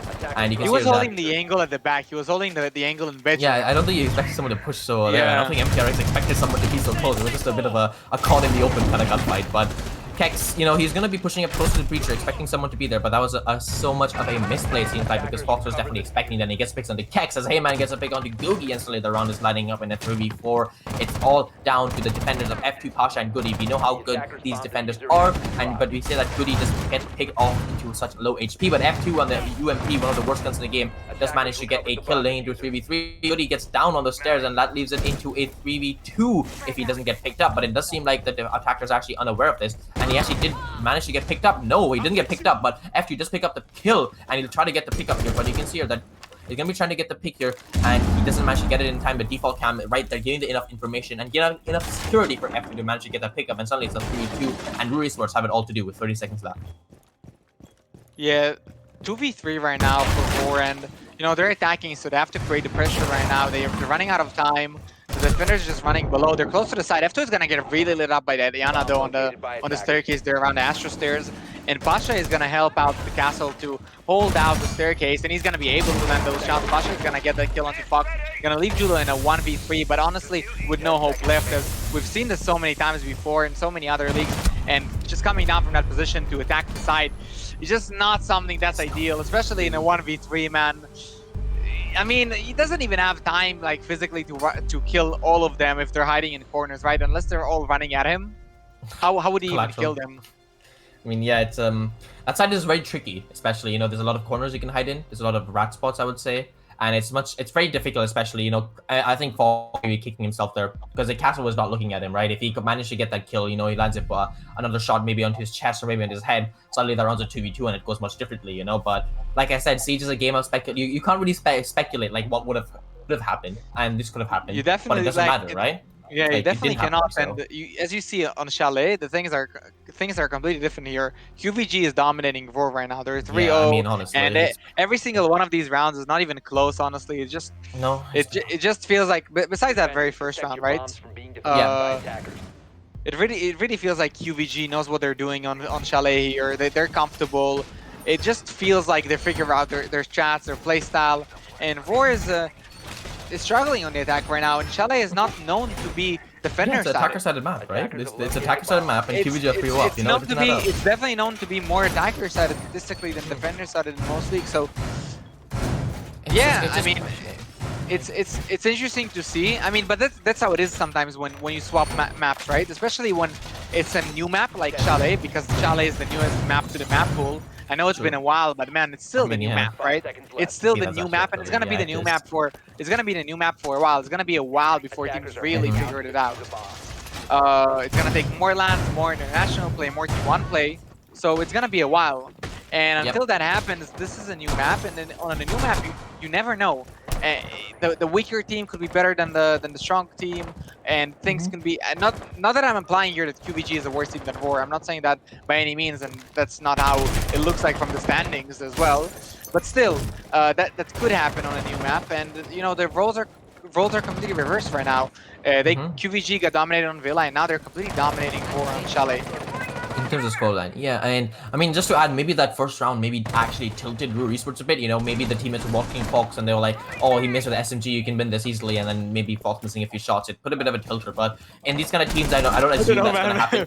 I don't know if you say things like that. I don't know if you say things like you're gonna win. It's not. It's like it's a theory. I'm guessing that happens, especially in a team like this. Like, you don't expect stuff like that to happen. I would hope. Okay, I would hope not, right? Happen. But you assume that teams are like, okay, it's whatever, let's move on to the next round, and it's just been unfortunate. And you can see here that qvG gets his first pick again, and I just feel like qvG just have a much better understanding of this map and how to hold it. You know, they have the correct setups, and it's really hard for Ruhrsports to be able to counter this kind of setup here. And you can see they're struggling a bit. You know, there's been a minute 20 left on the clock, and they lost the first pick. But K-Man does get a trade onto qvG. You know, qvG, you know, he was kind of instrumental in that last round, I think. Unless I'm thinking of a different round, and he's gonna get picked up first. There's a Jaeger though, not the worst player to lose. You know, not much utility left on him. He probably placed everything down, and it's not the worst pick to pick as qvG picks up a second kill onto Risky of the Ash, and that is a bunch of utility you don't want to lose. And suddenly, you know, as an attacker here, one of them is holding onto that window that watches down that wall into mezzanine, and one of them is gonna be trying to push into a K9, and then one of them is in piano, and suddenly the attacker's gonna have to pull something out of nowhere here if they want to win. You know, considering that they have gotten the shield. I said correctly. They have gotten the shield library, and they've also gotten that player on top library, and suddenly they bring it back into a 3v3. And if you look at the defenders' positions here, it's going to be a bit hard, I think, for them to... Yeah, they're not really playing together here. They're going to be playing for individual frags, especially qvG here. If he doesn't get drawn out, he actually might get a bunch of free picks, and it doesn't look like he has been drawn out. As K-Man is just going to be face-checking the hatch, maybe. I'm not sure exactly, but they're going to be pushing here. I have no idea he's there, right? No, they don't, but you can see a Pasha as well. Oh, he walks away at the worst time as qvG picks up one free kill because he wasn't drawn out. Did he manage to pick up the second one? No, man just trade out and leaves it into a 2v2. But there's 30 seconds left. Pasha and F2. This was the exact same position I think that was there for qvG in 2 rounds ago when they were first defending this in the 2v2 with F2 and Pasha, this duo. Will they be able to clutch it out this time? I'm not sure. There's 25 seconds left on the clock. Matrix walks into a cross trap. No, Matrix! You can't be doing that! Matrix drops the diffuser upstairs, and poor K-Man now, he's stuck all the way down here. He can't do anything. He needs to run up there, pick up his teammate, or at the very least pick up the diffuser. He's not going to go for frags. He's actually going to try to maybe test the hatch. He just picked up the first kill. Is there a frost trap under the hatch? There is not. He's going to have to find the second kill on to F2. Does he know where he is? He's going to pre-fire, but F2 wins out that gunfight, and oh my god. Matrix, man, how can he walk into a frost trap like that? That's... F2 is having a great game. I just want to say that. Yeah, F2 is having a really game, great game. Matrix, Matrix, that's Matt. I don't know, man. Can you even blame him though? It was in such a good spot in terms of like. It's just under the window. Like I understand. Was it under the window or was it next to the hatch? It was under the window. It was under the window. It's the one that watches the window jump in, right? I understand as a player, it's harder for you to watch for a lot of angles. He didn't come from the window and fell down to right. No, he did. He walked into it. Like. Yeah, but he wanted to go down the hatch.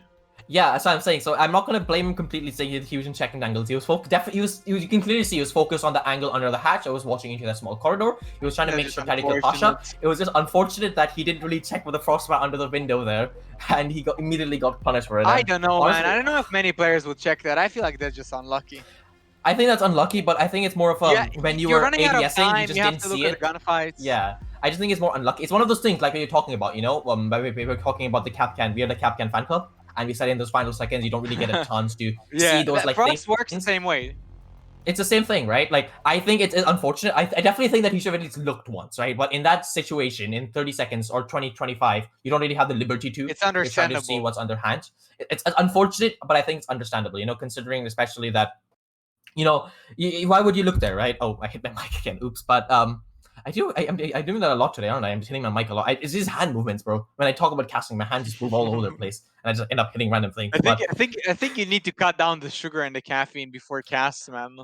I didn't even, bro. I just woke up before the cast. Like it's just not when I cast. I just want to move my hands all over the place. That's a lot of energy for someone who just bro. woke up. Wait, you wake up at this time? Wait, what? What's going I on? have a ever-changing. What's up with your sleeping schedule, man? We don't need to talk about it, bro. It's fine. It's okay, bro. It's fine. Okay, Don't you just worry say about that. it, man. You said that on a live stream, man. The entire audience knows about your sleeping schedule now, and about the fact that you Yeah, I'm wake fine, up I'm fine. around like I'm fine. 7 p.m. or fine. whatever. I'm fine. Yeah, man. Anyway, Oh my God. regardless of the fact if it was unlucky, unfortunate, or not, qvG, and it was, It by cost the him the way. round. It was unfortunate. It cost him the round. QVG, it not only costed him the round, man. qvG is 4-0 up, and that's even more dominant than Vor was at this point on Villa. Yep. So qvG is again, I mean, again, Chalet, guys, is not a defender-sided map. Don't make the mistake here. It's not Cafe. It's not Villa. It wasn't defender-sided when it came out. It was never defender-sided. At most, it was kind of equal in terms of like 50-50. A lot of people even say that it's attacker-sided. So dominating like this on defense right now, 4-0, it looks really good for qvG. Unexpected, looks really good for them, and it just to me just says that they studied the map really well. They prepared for this, and you know they're ready to take Roar and probably any other team at the moment on this map. So we're gonna see how this is gonna go on here. If they're gonna just keep dominating like this, 4-0 for them is already good, and if they're gonna move on to the attack with a 4-2 scoreline, and they're doing great in their minds and in my mind as well. And from there on, it's just about just pulling out those attacks on Chalet that are usually not that hard to pull off. Yeah, and I mean, I think just one thing to note is that I think qvG are just more prepared for this map than Ruhrsports. 10 seconds to go. Enough a diversion. You can start worrying about grenades now. 5 seconds. Yeah, and as production has just said in my ear as well, the last time that qvG played Chalet, they won 7-0 as well in the playoffs, in the mid-season tournament, sorry. So against Ignite.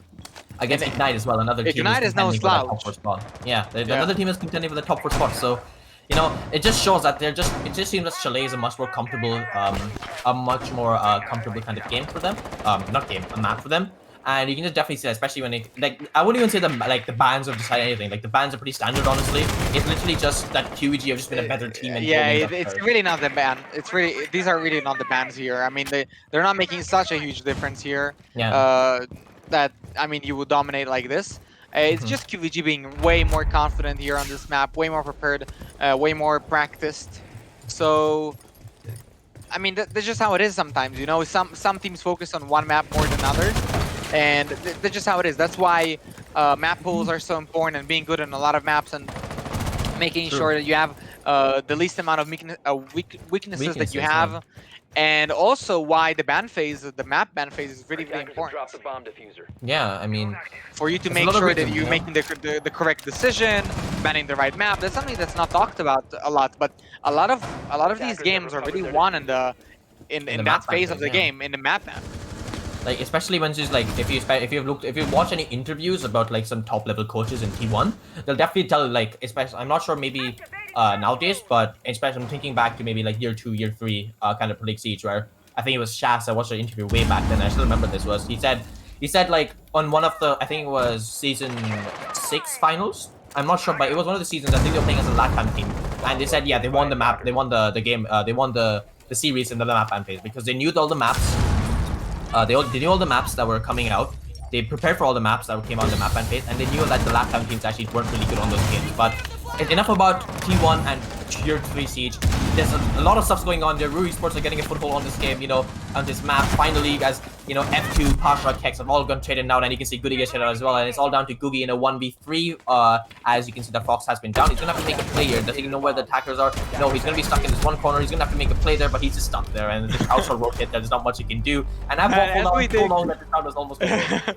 As we take the small break from casting, we're just completely dominating here. Yeah, just Fox said, what happened? really destroying qvG there. Fox doesn't even know what happened, man. Something just happened there. Vor just somehow got away with a crazy round. It happened so fast, honestly. I think it was 1 minute on the clock, and the plant was already down. I mean, great for them. I don't know if it was just a one-time thing, but if not, maybe they're gonna be able to repeat it on basement. They kind of struggled attacking that, and it looks like qvG is gonna go for the same strat here. Gonna be holding those hatches, gonna be holding the vertical holds, and that's something that Vor has to address, in my opinion. You just have to clear them out, and it's not that difficult clearing out players from Trophy and all in that entire area. There's not a lot of places where they can play. I mean, I think that's exactly what you said. You know, I think Ruhrsports, they need to if they want to get a foothold on this basement attack. If they go for another trench push, they need to definitely get that trophy kitchen control, right? They need to push out the defenders there to get that hatch control so they can push for a plant. Otherwise, the same thing's gonna happen that happened last time. The hatch being open completely denies the default plant spot for the trench push, and it just becomes really difficult. We could alternatively, sorry for a second.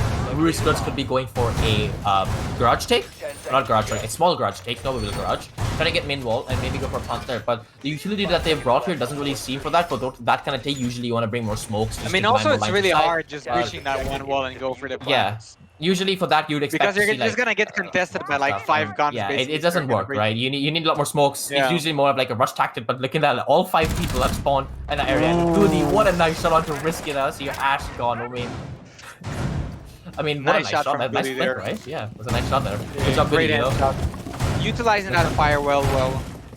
Yep. That And gun is a Risky, laser beam, man. It's just one of those guns that when you're on point, you're on point, man. You're just hitting those headshots. You're crispy, man. The fire rate is good. It really doesn't punish you in any way. The recoil is really nice to control, and as long as you're aiming at the right things, it's just really comfortable to use that weapon. But on the other hand, when you're kind of, when you're feeling uncomfortable, when you're hitting a lot of body shots, and that's when that gun is not feeling that too good. But it looks like it's not the case for qvG right now, as he got the 2nd consecutive headshot in a row right now. So that's a follow-up headshot for him. And qvG is completely shutting down the attackers at the moment as he took down the Twitch and the Ash, the 2 fraggers on the attack right now. As Vor is definitely struggling to attack this basement yet again. I mean, I think a good portion of that is down to qvG and how well he's been playing on the roam. Not only had he get the spawn peak, which is insane on Risky, a player who seen before, especially on the last map. You remember the last round, Risky, how good he is in this situation. But as well, he picks up a 2nd and picks up a 3rd onto Fox, and qvG is dismantling the team before he finally gets shut down by Julo. But it is too late. It's a 1v4 now. It's all on to F2, man. He's just dominating this angle. I don't know if you noticed, but every single gunfight he had on this map, in this angle, he just completely destroyed them. Yeah, you can see he's very comfortable taking those kind of gunfights there, where he's that's close practice, guys. That's practice. That's practice a lot. Especially when you can control the recoil of SMG11, which most players can do, and in that closer range, you just have the advantage because you have the better gun. And it's as simple as that. You have the better gun, you will hit the head because of the high fire rate, probably most of the time.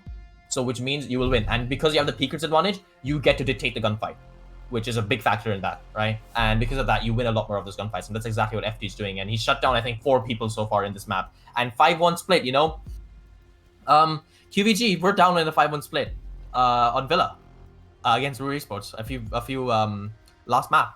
But it seems to be the reverse now, as qvG have taken control. And honestly, if I were to say, do you think qvG is winning the 7-2? I mean, it would be pretty funny if it did, it would make the destiny and fate. But, I mean, if I just talk about it, I mean, Villa, it felt like a much closer map where more rounds are more close. But in this map, on this map of Chalet, qvG seemed completely dominant, right? You can see that the one round where they lost, and that one round where Heyman Sorry, where F2, it was I think, F2, 1v1 where against F2, Fox, where yeah. F2 had to win the 1v2 besides that one round, and the round that they lost. So besides 2 rounds, they're really dominating every single round that they're winning, and it's looking. Sorry about that. It's looking really good for qvG. It's looking really good Yeah. for them. They're just comfortable on the map. Maybe Roar. I don't know if Roar 5 seconds left. is uncomfortable on Chalet. I don't know if they dislike Chalet. I don't know if it's a map that you don't like. I mean, on the other hand, if it's a map that you don't like and you're not comfortable on it, why would you go on it, right? Yeah. But it so- happens sometimes. Sometimes you just like I'm feeling it today, you know. the Like map, team is the map, like, the I'll map feel it. ban just doesn't go your way as well sometimes. So you kind of maybe you're hiding something, or things happen sometimes that we're not aware of. We don't know the entire picture. Yeah. So I mean, I'm curious also to know just to add why on Roar is that, struggling on Chalet. yeah, sorry to cut you off. Just to add on that, just before we get into the round, is that I'm looking at the maps I've been playing so far. Brew have played from so far I've seen. They played against Chalet. They played Chalet once against Hyperion, and they lost 8-6. And that's the only record I think I have. So It's not a bad score though. it's not a bad score. So it doesn't tell me that they're bad. I just think that maybe they're having an off game, or qvG is just better. Yeah, maybe they're having an off game on the map. When then okay, Matrix is gonna shut me up here. Gonna take down Goody really quick here. Kex is gonna hit a nade though onto Nice Matrix. nade. Gonna trade back. That's a great nade from him, and it's gonna be a 4v4 here as qvG is not wasting any time, as you can see. They're pushing out these roamers. They're pushing into the building. They're using the 0 out of all operators, and that's pretty interesting. I feel like he's a really strong operator on this map. Kex is gonna take down Amen, who just volley it down like it's Assassin's Creed, but it won't pay off for him. And looks like Ezio is dead. Risky will need to take the risk here, push down towards the Astro area, and really contest 3 attackers right now. That's what he's trying to do right now, and he's playing with fire.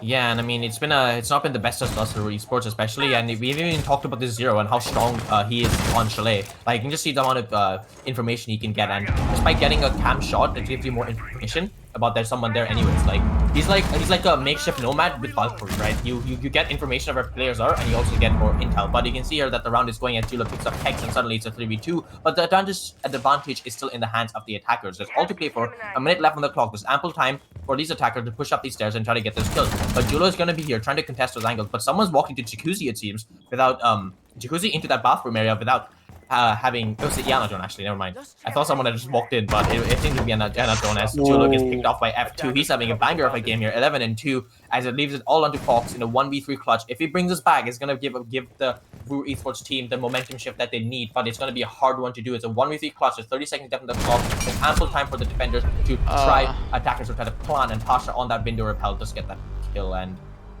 I mean, 6-1, you know?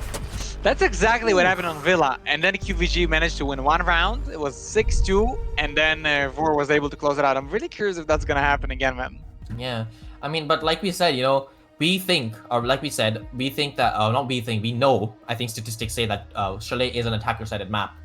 And you can tell from that round that it was an attacker-sided map.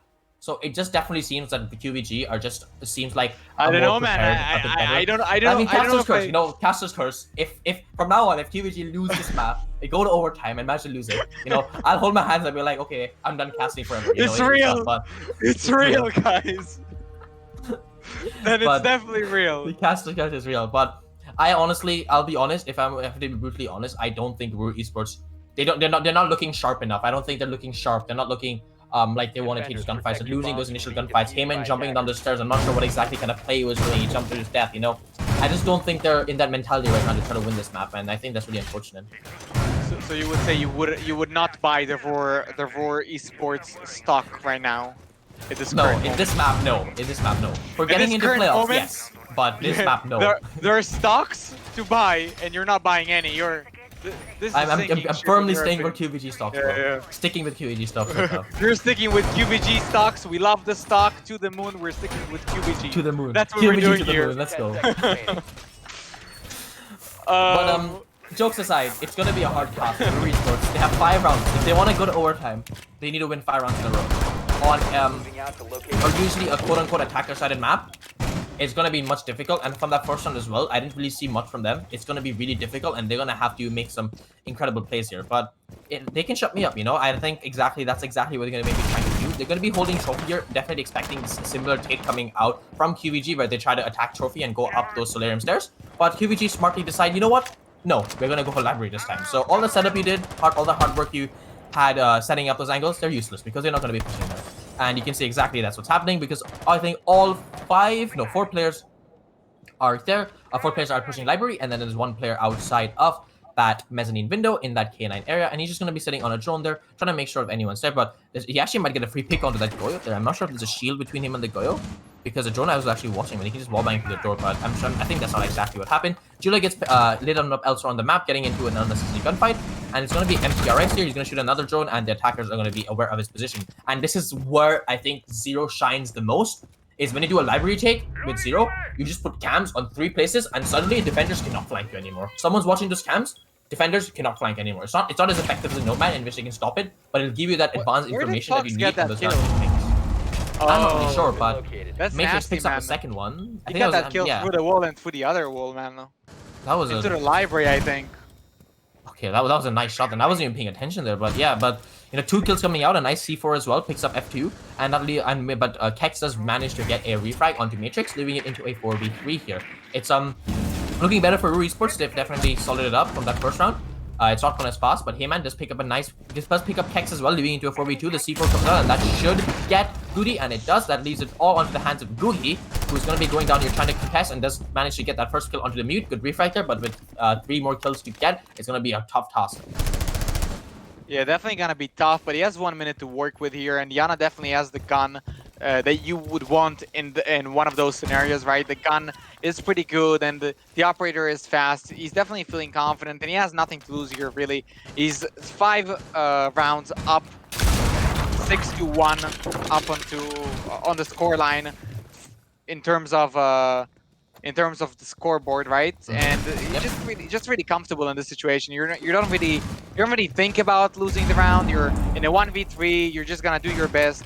You're just gonna look for these gunfights. You're not gonna be overthinking it. There's really nothing crazy that he's playing for right now. He knows that his team is probably gonna win the next round or the round after that. They have just so many opportunities, so he's just gonna take these gunfights comfortably. I mean, 15 seconds on the clock here, and he's not even pushing in. He's just gonna keep taking those gunfights behind the shield. He's gonna push in. He's gonna get the first frag there. On the piano, he's gonna get the second one here. Googie, 1v1 situation right now. The last player is behind the table. I don't know if he knows that, and maybe he's gonna even run out of time. Fox is gonna make sure that he gets the last kill there, and he will secure the round. Man, it was so close. Oh my god, I thought for a second that, that the anti-caster cursed it. I thought Googie was in a bad position there, and I was gonna say there was almost no chance of him clutching it out. But it's just the moment I thought that, he got 2 kills. I'm like, oh no, not like this. Not again. He didn't just get 2 kills, man. He just hit 2 crazy nasty shots, man. That's just what happened. They just ran into the Biana's Footy or Runigate, and just got the first one behind the shield there, and then flicked onto the second player on the right side. So really great shots from him, and a nice try, but unfortunately he ran out of time. Maybe if he did that a little bit earlier, he would have had a better chance. Yeah. But I mean, it is what it is. would have been eager there as well, right? Sorry to cut you off. Yeah, no, it's okay. I was the one who cut you off. But I hate to say this. I hate to say this, but it's Roar is down 6-2 to qvG. Oh god, 7-2, not again. Attackers need to locate and defuse as many bombs as they can. But yeah, I mean, the reason We predicted this. That's all I'm gonna say. No. I mean, I don't want to say anything about the scoreline, so let's just talk about this, the actual round itself. Ruhrsports are going to go to kitchen. They defended upstairs twice. One was successful, one was not, and now they're going to move on to kitchen. It's the first time defending kitchen here. They're going to be going for a similar setup. I'm going to assume they're going to go for a quote-unquote normal-ish setup here, where they're going to just be holding above, and that's exactly what they're doing. They're opening up these nice angles here to just watch outside the side, and yeah, it seems to be all a pretty similar setup to how qvG did it, and I think this is just more of a standard setup that you'll see in this side. Yeah, I mean, we're gonna see how qvG is gonna decide to attack this, but as we've seen so far, I'm pretty convinced that qvG knows what they're doing in terms of their attacks. They seem really confident, really comfortable attacking the map. They usually push really fast. They drone out the rooms really quickly, and they just push in. They go for these early engagements. It just looks like, it looks like they're practicing the map for a while now, and they definitely look ahead of Roar in terms of the level on the map. Goody is gonna really, I mean, he got lucky there, The C4 almost got him, and just got away with a little bit of luck, not dying to that C4. He's gonna keep like 30 HP, I believe. That's like 30, 35, right? And Yep. he's gonna get away with it. So that's your hard breach, still alive, and that's great for qvG. That's really lucky for them, and hopefully for them, that's exactly what they need to push this over the edge here and win out the round. Pasha is gonna be holding the drone hole with the yellow ping onto the alibi, and he knows there's a player there. They will be able to get the drone or He does get the the pick zero as well. cam, Oh my and god. Pasha is gonna be able to get that kill on the alibi. Okay. I wonder if that was to the drone hole. I don't think it was for the drone hole because it was a headshot. Unless alibi went down on the floor, right? But why would you do that? Maybe. I'm not sure, but it could have been. I was watching that part, but it maybe could. But I mean, as we move into this last half of the round, there's 3 players on this repel here on this top mezzanine stairs. They definitely want to repel in. The zero cam's gonna come out. Maybe try to mask the sound of the sledge repelling in a bit, but the zero cam is completely jammed. It's gonna be Kex as well on this stairs. You're gonna try to nade out the guy playing in the top there, but you can see that Matrix does get aggressive, gets the first pick onto F2, but gets shut out by Goody. But you can see our Fox elsewhere on the map. Nice window, gets a pick onto Googie, and suddenly it is back into a 3v3 with a minute left on the clock. The qvG Academy have a lot to do, but Goody starts exactly that by getting that first pick onto Fox, I think. They're leaving it into a 3v2. I mean, Risky and Julo, 2 players who usually clutch up for the team. They're gonna have to clutch up here if they don't want this to be a 7-2, but Julo takes a lot of HP there, as Risky is also thrown out. They know his exact position as he gets picked off there. Pasha on that trophy window does manage to pick off, leaving it all to Julo. He started the first map, he was so good, but when he managed to clutch this out, he's gonna see 2 people drop hatch. He picks up 1 person dropping the hatch, he doesn't pick up the second as good, he picks up the kill, and oh my god, I'm talking so fast, and it's a 7-2 exactly as what happened. It was an exact mirror matchup. I said it, man. I mean, Trippin is with me for a while now, man. He knows I'm always right. Was it the exact same mirror matchup? I think it was 5-1 down at the split. Yes, right? it was the exact same You thing. win the It was the first, exact same thing. you win Yeah. the It was exactly the same, and I told you it's gonna happen too, man. I mean, F2 there.